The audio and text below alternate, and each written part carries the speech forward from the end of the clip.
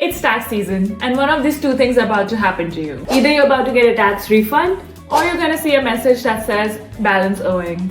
So in this video, let's chat about legally reducing your income tax and potentially increasing your tax refund. These are all built into Canadian tax system, and just a lot of people don't know about it, so we thought why not make a video on it. So first, let's talk about the TFSA. That is the tax-free savings account. So the TFSA amount is not tax deductible, but it's still a powerhouse. So any money you make inside TFSA grow completely tax-free. That means no tax on the interest you earn, no tax on the dividend you earn, and no tax when you withdraw that money. It's a great financial tool that the Canadian government provides everyone. So while TFSA won't reduce your tax this year, in the long term, it will give you a lot of tax benefits, especially if you're investing. Okay, let's talk about RRSP. So basically, this is where a huge jump of your refund is gonna come from. If you suppose make 90K a year and you put 15K to RRSP, your taxable income will now be 75,000. That means CRA will only charge you tax on 75K and you will get back a lot of money in the refunds. But something to remember is that RRSP is a tax deferred account, not a tax-free account.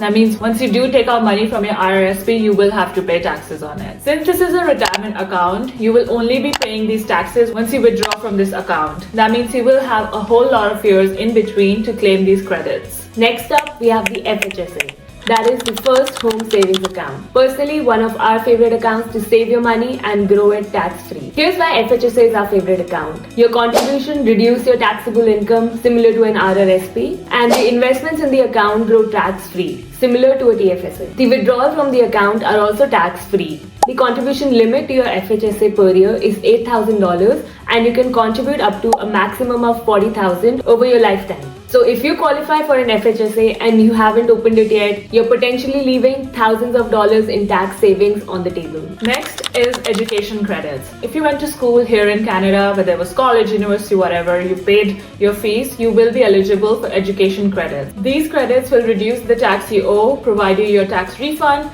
and also they can be carried forward until you need them. There are some nuances to it, like if you change provinces, some provinces will accept provincial tuition credits, some will not. So that's something you need to look in, but you will have federal tuition credits that you can use in your tax refunds. A lot of people forget about these, but it's definitely worth checking out, especially if your income was very low when you were in school. You could be owed a lot in these credits. Okay, next is medical expenses. Now, if you've paid out of pocket for dental, vision, prescription, that can really help give you a medical credit, which will lead to getting more in your tax refund. Make sure you keep all your receipts and bills handy because CRA can definitely ask for these as a proof of your medical expense. Next is charitable donations. So in Canada, when you donate to a registered charity, you get a donation receipt. And what it basically does is it's a way for government to reward you for donating. If you donate $200, it's a 15% return. If you're paying more than $200, it is 29% return. This is a good way to support a cause that you believe in, but also get some money back as a refund. And make sure you keep those receipts because CRA can always ask you to prove that you made those donations.